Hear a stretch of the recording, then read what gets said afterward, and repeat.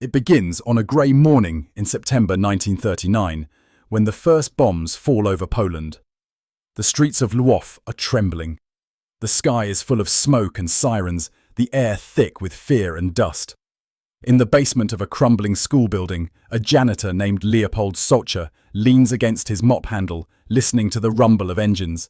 He doesn't know it yet, but within 2 years, the war will force him to make a choice that will define his life, to risk everything for a family he barely knows. The German invasion comes fast. Tanks roll down the cobblestone streets. Soldiers shout orders in a language most Poles have never heard spoken aloud. Posters appear overnight. Verboten. Jewish shops closed. People vanish from their homes. The janitor's broom squeaks across the school floor as he watches armed men march children away. He's 40 years old, small, wiry, with grease-stained hands and tired eyes. He's not a soldier, not a politician, just a man with keys, a cellar, and a conscience. By 1941, Lwów is under full Nazi occupation. The Jewish quarter is sealed behind wooden walls and barbed wire. Over 100,000 people trapped in a few square blocks. Every morning, Leopold cycles past the gate with his lunch pail, pretending not to notice the soldiers at the checkpoints. He works for the city now, a sewer maintenance man. It's dirty work, dangerous, but it keeps him invisible. And invisibility, in 1941, is worth more than gold. One afternoon, as he descends into the tunnels, he hears voices echoing from the darkness. At first, he thinks it's the rats. Then a whisper, a child's voice. He lifts his lamp and sees them. A family, gaunt and trembling, clothes torn, eyes wide with terror. A man, a woman, 2 children. They beg him not to call the Gestapo. He sees the yellow stars on their sleeves. They say their name is Chaiger. They've escaped from the ghetto through a drain pipe and have nowhere else to go. Leopold hesitates. Helping Jews is punishable by death, not just for him, but for his wife, his daughter. He stares at them in the dim light, the water dripping from the ceiling like a ticking clock. He doesn't know why he says it, but the words come out quietly. Stay here tonight. That night, he goes home in silence. His wife looks at him and knows something has changed. He doesn't tell her, not yet. Days become weeks. He brings them scraps of bread, potatoes, candles. He tells no one. Each time he climbs down into the tunnels, the air grows thicker with guilt and fear. He finds himself listening for boots on the street above, for the sound of the sewer lid scraping open. One mistake, one whisper, and they'll all die. But the Chaigers aren't the only ones hiding. Word spreads quietly. Another family, then 2 men, then a widow and her teenage son. Leopold hides them too. Soon there are a dozen souls living under the city, breathing through grates, sleeping beside the flow of sewage. He finds himself becoming their guardian, their invisible shield. He knows their names, their voices, their dreams. The winter of 1942 is brutal. Snow covers the city, and the Nazis begin liquidating the Lwów ghetto. Trains scream in the distance, carrying thousands toward Belzec. Leopold hears them from his maintenance routes and keeps his head down. But every time he returns to the tunnels, he counts. 10, 11, 12, still alive. He brings them soap, a tin cup, a Bible he finds abandoned in the school ruins. He smuggles newspapers down so they'll know the outside world still exists. He teaches the children to whisper prayers when soldiers march above them. In the dark, they learn to laugh again, but fear is never far. Once, a German patrol follows him into the tunnels. They shout orders, shine their flashlights across the dripping walls.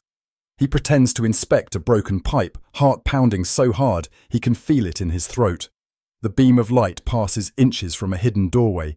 He coughs, shrugs and says, "Nothing here but rats." They move on. He collapses to his knees when they're gone. He knows he can't keep this up forever. One of the men he's hiding, a teacher named Kuba, tries to pay him with gold coins they'd sewn into their clothes. Leopold takes one look at the money and pushes it back. I'm not doing this for that, he says. But you have a family, the man pleads. Leopold nods. I have a family, he says. That's why I understand what you're fighting for. Outside, life in Lwów has turned mechanical. The city runs on fear and rumour. Neighbours inform on neighbours. Children go missing. Leopold keeps his head low, sweeping corridors, fixing drains, pretending to be invisible. He jokes with German officers when they pass him on the street. They laugh at the sewer rat. They don't know how close they are to the truth. Every night he returns underground. He checks each corner, each face. He brings his daughter's old doll for the little Chiga girl. He tells her stories about the sun, about fields, about a sky she hasn't seen in a year.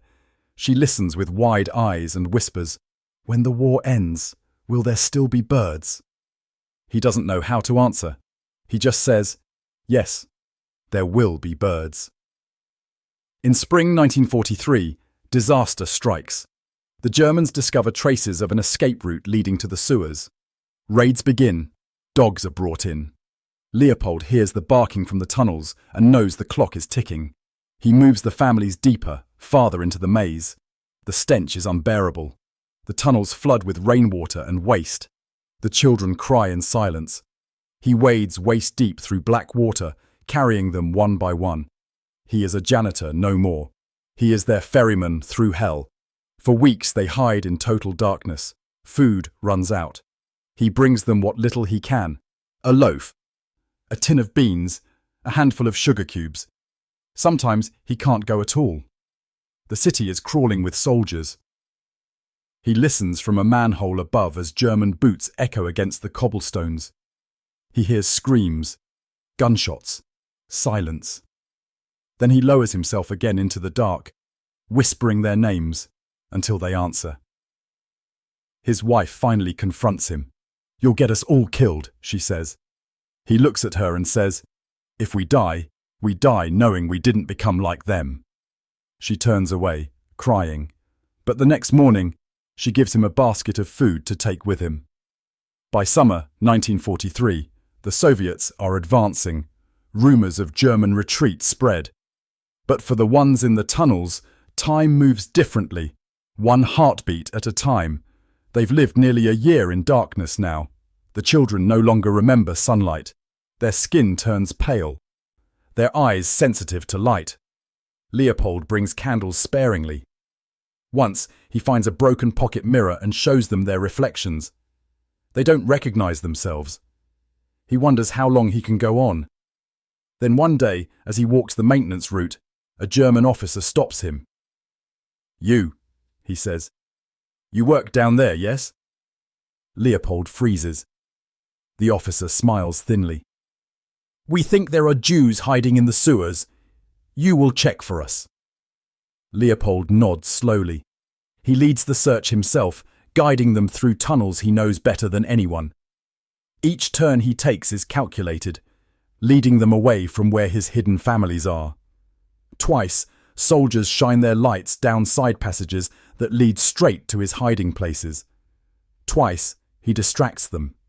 A rat scurries past. He points and shouts. They follow the noise.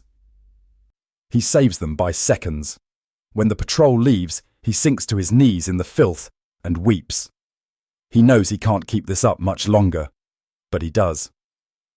Weeks later, a Polish resistance messenger finds him and whispers the news. The Germans are retreating. He doesn't believe it at first. He runs through the tunnels, calling softly, "It's ending! It's ending!" The hidden families cry quietly, afraid to hope. But then, one day in July 1944, they hear it. Artillery from the east, Russian voices above. The ground trembles, but this time it's not fear, it's liberation. When the Red Army enters Lwów, Leopold guides the survivors out into daylight. One by one, blinking, shaking, pale as ghosts, they climb from the manhole into the ruined street.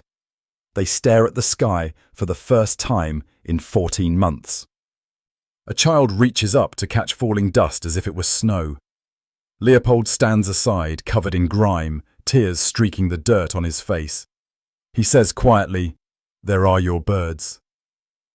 Out of more than 100,000 Jews who lived in Lwów before the war, fewer than 1,000 survived. 20 of them survived because of him. A janitor, a man with a lamp and a key. He never called himself a hero. When asked later why he did it, he said, "Because they were people, and I was a man." The world moved on. Warsaw fell and rose again. Poland rebuilt itself from ashes. And for decades, few spoke his name.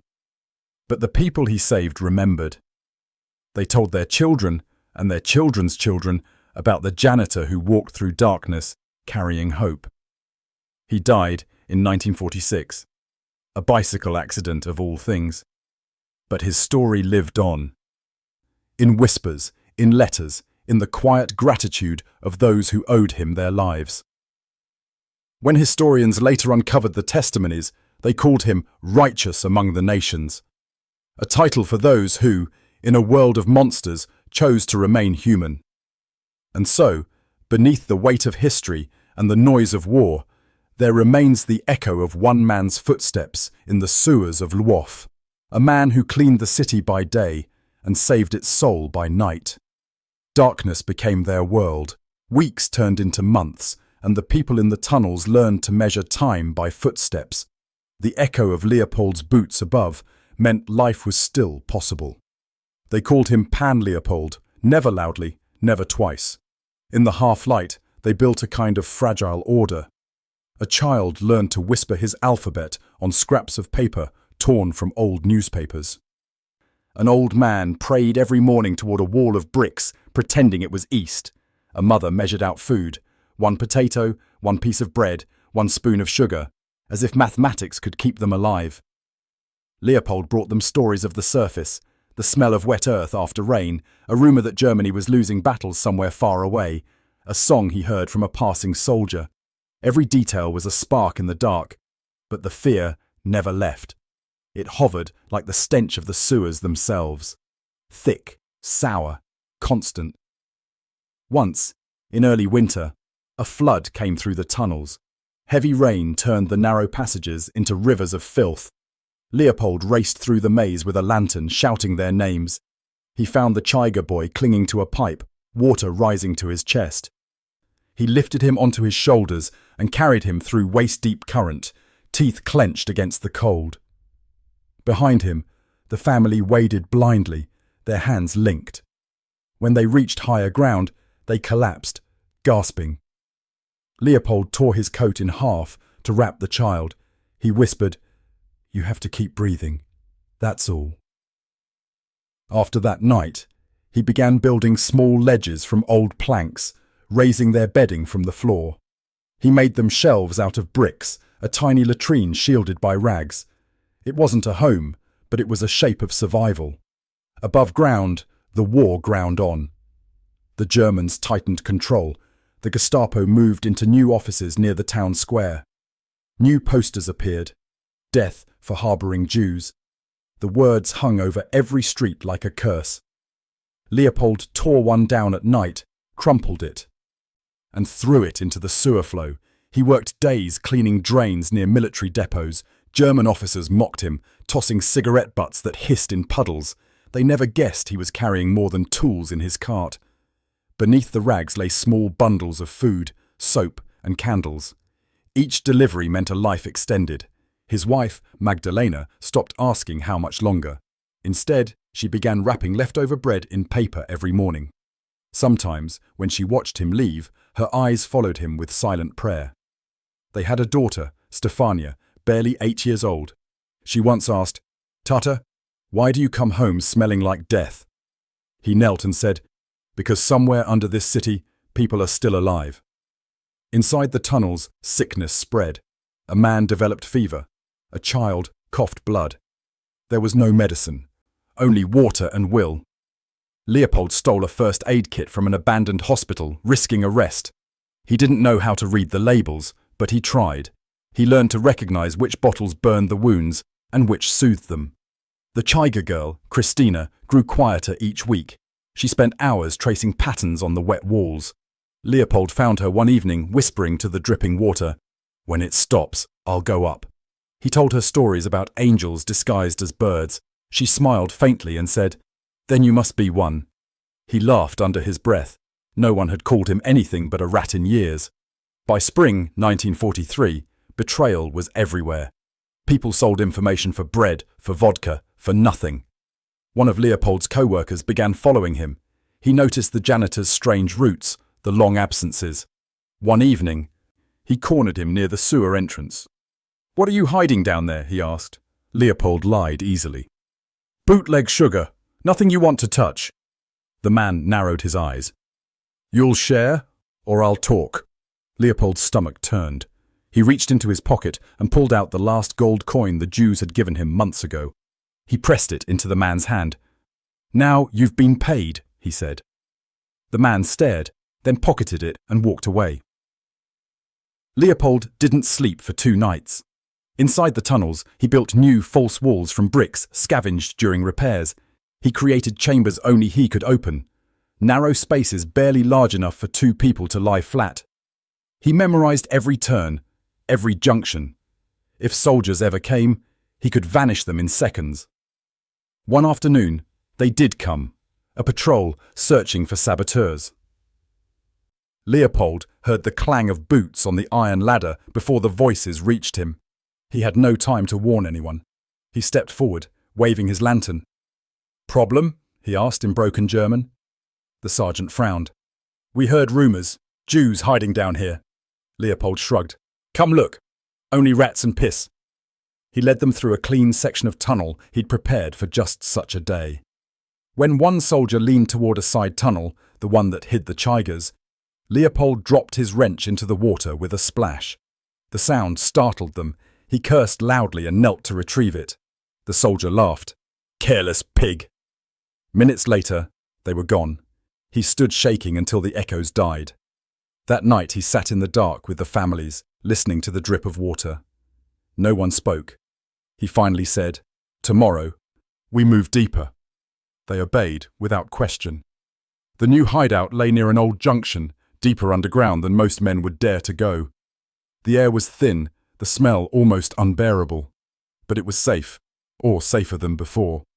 He spent days carrying supplies, one bundle at a time, crawling on hands and knees through pipes slick with slime. His body weakened, his eyes stung from the gas lamps. Sometimes he thought he heard whispers behind him, ghosts of those the city had lost. Once, he slipped and struck his head on the tunnel wall. When he woke, he was lying in the filth, bleeding, lantern broken. He crawled for hours until he found the sound of their voices. When he reached them, the Tiger boy held his hand and whispered, "We thought you were dead." He smiled through cracked lips. Not yet. Months passed. The city above was changing again, Soviet guns rumbling in the distance, German fear growing. But before liberation would come terror. The Nazis began burning evidence, rounding up survivors, erasing witnesses. Rumours reached even the sewers, mass executions in the forest, final transports east. Leopold knew if anyone discovered them now, mercy would be impossible. He decided to teach the older children how to navigate the tunnels in case he was caught.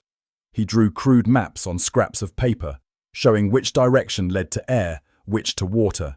He told them, "If I don't come, you must become me." They nodded solemnly. Food ran out entirely for 3 days. They drank from the seepage lines.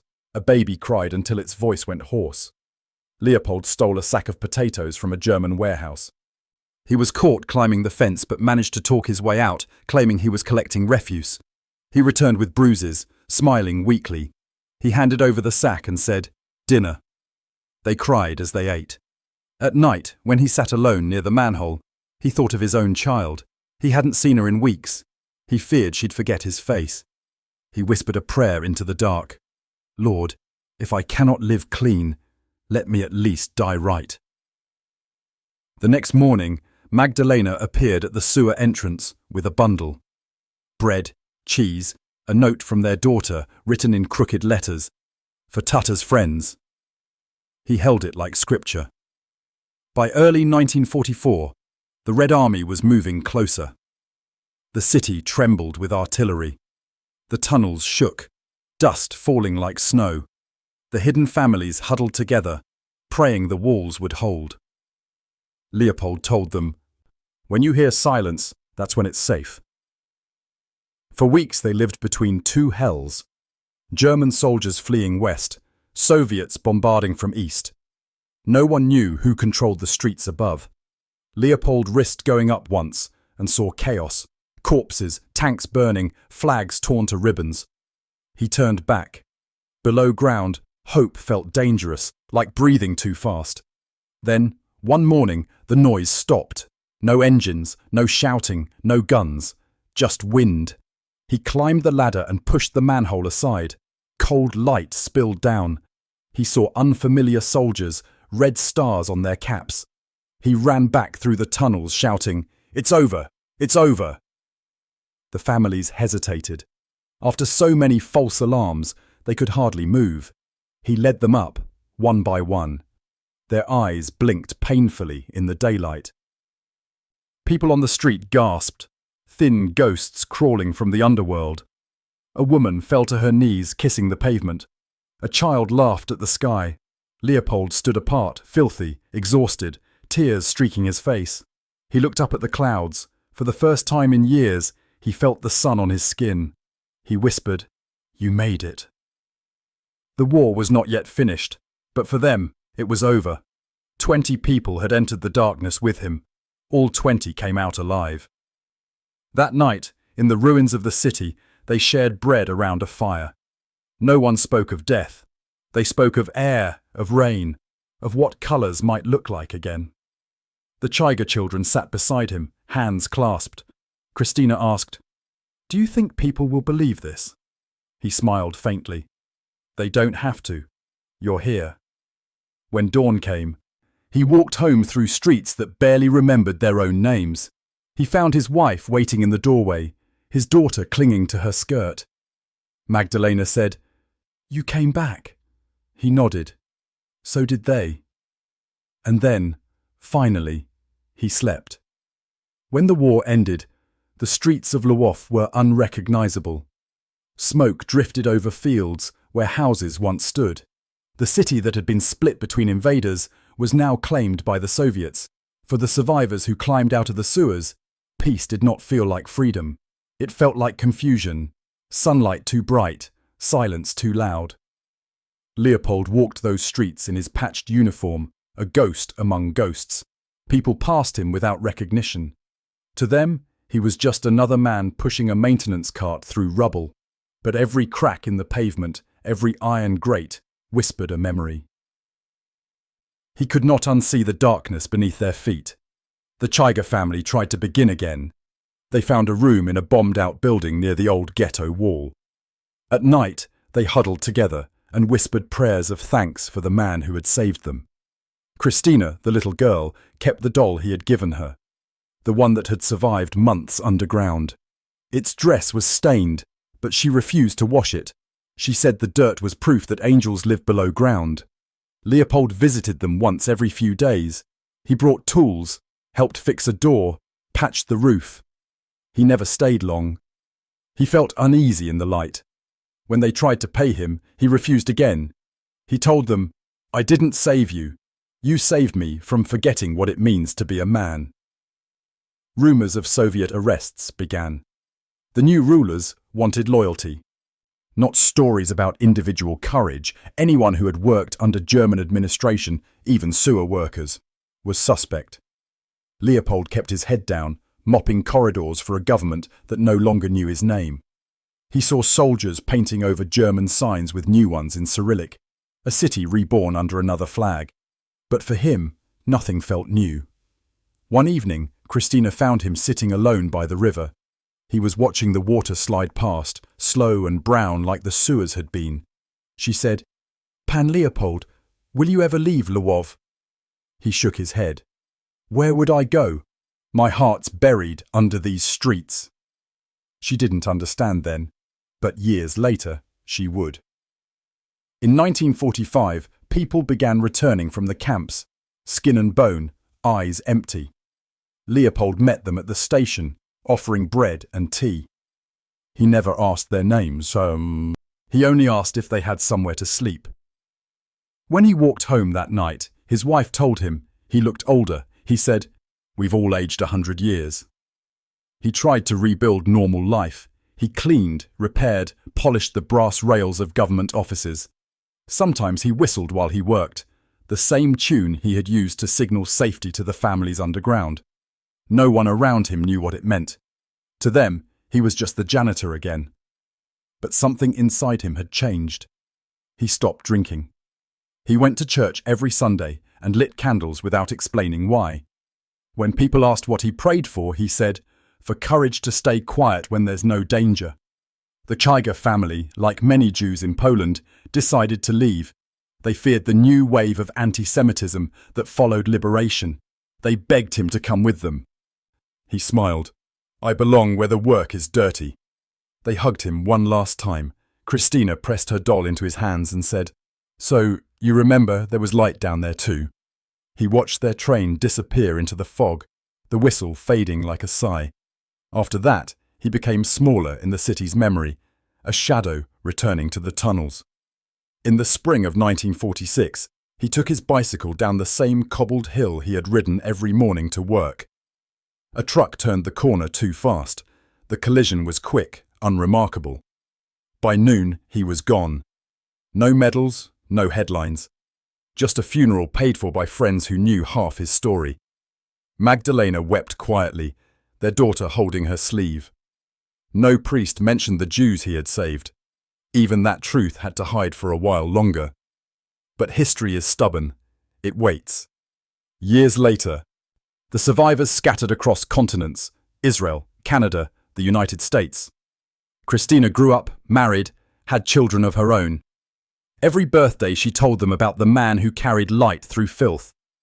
She taught them that courage can wear work boots and smell of oil and earth. In the 1970s, historians tracing survivor accounts began finding the same name repeated in testimonies. Socha, a sewer worker from Lwów, a janitor who had hidden families for over a year. Letters were sent to archives. Witnesses wrote affidavits. At last, his story surfaced like air bubbles from deep water. The survivors petitioned Yad Vashem to recognize him as righteous among the nations. They found Magdalena still alive, living modestly in southern Poland. When she received the letter, she wept. She said, "He never believed anyone would remember." In 1978, her husband's name was carved into stone in Jerusalem. Visitors walk past it now, often not noticing, one name among thousands. But for those who know, that single word carries an entire world. The echo of dripping tunnels, the whisper of frightened children, the steady heartbeat of one man refusing to surrender his humanity. Back in Poland, time continued its quiet work of forgetting. The Soviet statues came and went. The city changed its name, its borders, its language. But beneath the streets, the sewers remained. Same bricks, same tunnels. A guide once said you could still smell history there if you listened hard enough. When filmmakers and historians rediscovered the story decades later, they returned to the tunnels with cameras. The air was heavy, the walls slick with age. They lowered lights into the darkness, and the dust danced like memory. One of the cameramen whispered, "It feels like a church down here." They filmed the narrow alcove where the Czajgas had slept, the small niche where candles once burned.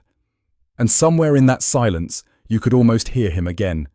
The scrape of a lantern, the whisper of reassurance, a man saying, "Stay quiet, the danger will pass." In interviews, Christina said she sometimes dreamed of him. In the dream, he was always standing by the river, cleaning his hands in the water. She would ask him if the world was better now. He would smile and say, "It depends who's holding the key." The janitor's key, that was what she called it. Not just the one that opened doors, but the one that unlocked the choice between fear and courage. Between doing nothing and doing what must be done. As the credits of history rolled forward, his story slipped quietly into schoolbooks, documentaries, memorial plaques. But what truly survived was simpler. The idea that ordinary people can outwit evil by refusing to obey its logic. The sewer worker who once cleaned the city had cleaned something greater, its conscience. The war that took millions, also revealed a few who refused to let darkness win. Their names may fade, but the echo remains in every act of decency that follows. Imagine him now, a man in a torn coat, lantern in hand, descending into the tunnels one last time. The air is damp, the stones cold underfoot. He walks until the city's noise fades, until only the drip of water remains. He kneels, touches the wall, and smiles. Because he knows. In this place of filth and fear, he once found humanity shining like gold. And above, the river flows, carrying the memory forward. He is gone, but his footsteps remain. The rhythm of a man who dared to be kind when kindness was treason. A janitor in Poland who outwitted the Nazis, not with weapons, but with decency. A man who hid a family, and in doing so, helped the world remember what it means to be human.